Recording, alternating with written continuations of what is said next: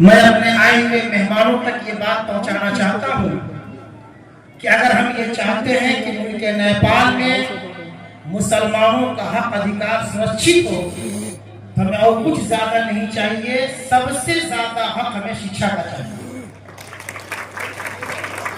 मैं बहुत पीड़ित अपने दरवाजे पर किसी को बुला करके कुछ बातें सुनाना भी गैर मुनासिब है, लेकिन सही और सच्ची बात यह है कि सुनाया किसको जाएगा।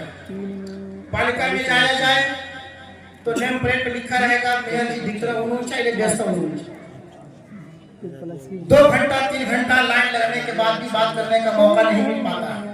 मैं यहाँ की बात नहीं, माननीय नजीर में साहब मेरे बारे में बखूबी जानते हैं कि मैं मुल्क नेपाल के मुसलमानों की सलाह व फलाह के लिए पूरे मुल्क की सतह पर मिशन चला रहा हूं। अल्लाह का शुक्र है, नवलपरासी, रूपंदेही, कपिल वस्तु, बर्दिया, बांके, पीठान, दान, गुलमी, अरगा कांची, रोलपा, डोलपा, पालपा, धौसा, सल्लाई, सिरा, बारा, परसा, रोहतास, सरसरी, सत्तरी, झापा, काठमांडू, ललितपुर, करीब 25 जिलों का मैंने दौरा किया है।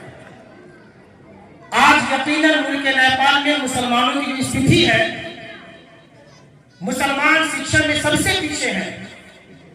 मदरसों में, इसी मदरसे में 300 बच्चे हैं, सिर्फ 4 या 5 मौलाना है।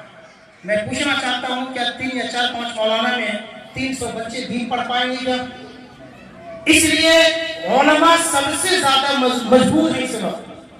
माननीय नजीर मियां साहब से, रोड़ी गांव पालिका अध्यक्ष साहब से, ओमसतिया गांव पालिका प्रमुख साहब से, सिद्धार्थ नगर पालिका नगर प्रमुख साहब से मैं गुजारिश करूंगा कि मदरसे आपके हैं, अनुमति आपने दिया है, शासन आपका चलता है। आप जब चाहते हैं मदरसे को बंद करा देते हैं, जब चाहते हैं छुट्टी कर देते हैं। पूरा जोर, पूरी ताकत, पूरा मामला मदरसों के आपके हवाले है। तो आखिर मदरसों में उर्दू शिक्षा को मजबूत कौन करेगा? ये भी आपकी जिम्मेदारी है। आज 10,000, 12,000, 14,000 तलब होने की वजह से आज उलमा बड़ी तेजी के साथ सऊदी, दुबई, कतर, मलेशिया जा रहे हैं। अगर यही हाल रहा तो 2, 4, 5, 10 साल में मदरसे में उर्दू पढ़ाने वाला कोई टीचर नहीं मिलेगा। इसलिए मैं गुजारिश करूंगा माननीय मुख्यमंत्री जी से, हमने कार्तिक 10 गते डेलीगेशन भी किया था, 5 बीघे जो मैंने मांग किया था। आज यहाँ पर जिले के कद्दावर शख्सियात की आमद है।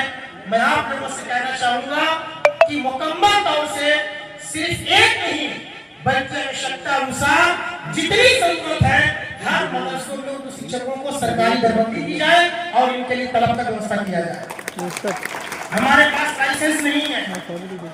लाइसेंस आप हमें कैसे देंगे? मुझे कहाँ इम्तिहान देना पड़ेगा? आप हमसे कुरान पढ़वाइए, एकदम बेशक, आप हमसे उर्दू पढ़वाइए, आप हमसे बुखारी पढ़वाइए। माशाअल्लाह। हम जिस विषय के उस्ताद हैं, टीचर हैं, एग्जाम उसी विषय में देंगे ना। आप अगर हमसे जो है मैथ की बात पूछेंगे, साइंस पूछेंगे, तो हम भी आपसे उर्दू में साइंस बताएंगे। एकदम सही। हमने भी फलसफा पढ़ा है, हमने भी मंतिक पढ़ी है।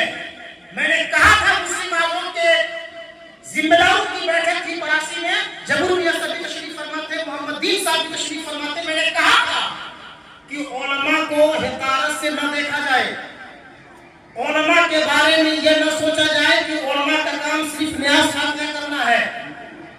उलमा अगर वक्त आ गया, अगर मौका मिल गया तो उलमा अल्हम्दुलिल्लाह दीन पर हुकूमत करने के लायक है। एकदम गुड हक है। उलमा के साथ सौतेलापन का व्यवहार न किया जाए।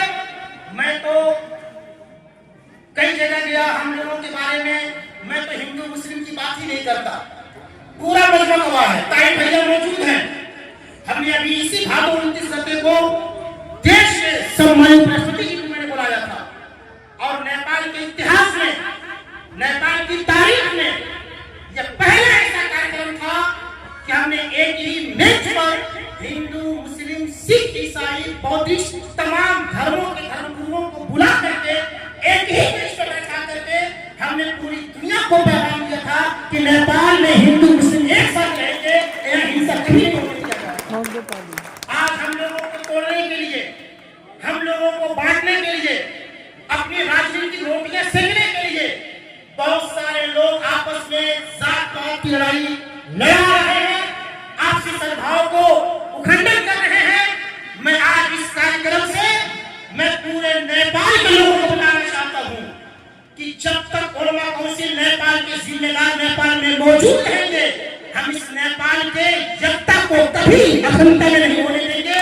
हम इस नेपाल में अमन और शांति और मोहब्बत को फैलाएंगे और हिंदू, मुस्लिम, बौद्धिस्ट, क्रिश्चियन जितने भी मज़ाहिब के मानने वाले हैं, हम आपस में कभी लड़ने का काम नहीं करेंगे। तुम कितना लड़ाओगे हमें, तुम जितना भी लड़ाओगे तुम्हारा मकसद नाकाम होगा। हिंदू मुस्लिम की राजनीति करके तुम कभी राजनीति नहीं कर सकते हो, मेरा दावा है। इंशाअल्लाह हम इस देश के 3 करोड़ देशवासी हम आपस में मुत्तहिद हैं और पूरी दुनिया को पैगाम दे रहे हैं। अल्हम्दुलिल्लाह मैं विद्या यादव साहब और सत्या गांव पालिका प्रमुख साहब और तमाम जिम्मेदारों की मदद में बोल रहा हूँ। आज मुल्क नेपाल में जो मुसलमानों को इज्जत है, ये इज्जत दुनिया के किसी मुल्क में मुसलमानों को हासिल नहीं है। अल्लाह का शुक्र है, मैं जब गया था 18 में हज करने के लिए तो हमारे गले में एक आईडी थी जो हाजियों को दिया जाता है। तो मैं होटल में खाना खाने गया तो हमसे कुछ हाजी लोग दूसरे मुल्क के थे, वो जब नेपाल का झंडा देखे तो कह रहे हैं कि आप नेपाल के हैं? मैंने कहा अल्हम्दुलिल्लाह मैं नेपाल से हूँ। तो उन लोगों को ताज्जुब हुआ कि नेपाली मुसलमान रहते हैं। तो उस वक्त मध्य प्रदेश के मुख्यमंत्री थे लाल बाबू राव। तो हमने बर्दाश्त कहा, हरम की सरजमीन पर मैंने कहा, हमने कहा नेपाल में सिर्फ मुसलमान रहते ही नहीं है, इज्जत के साथ रहते हैं। और अल्हम्दुलिल्लाह इस वक्त नेपाल में मध्य प्रदेश में वजीर आला के होने पर, मुख्यमंत्री के होने पर एक मुसलमान की नियुक्ति है। तो अल्हम्दुलिल्लाह हम आप लोगों को यकीन दिलाते हैं, हम लोग हिंदू मुस्लिम की राजनीति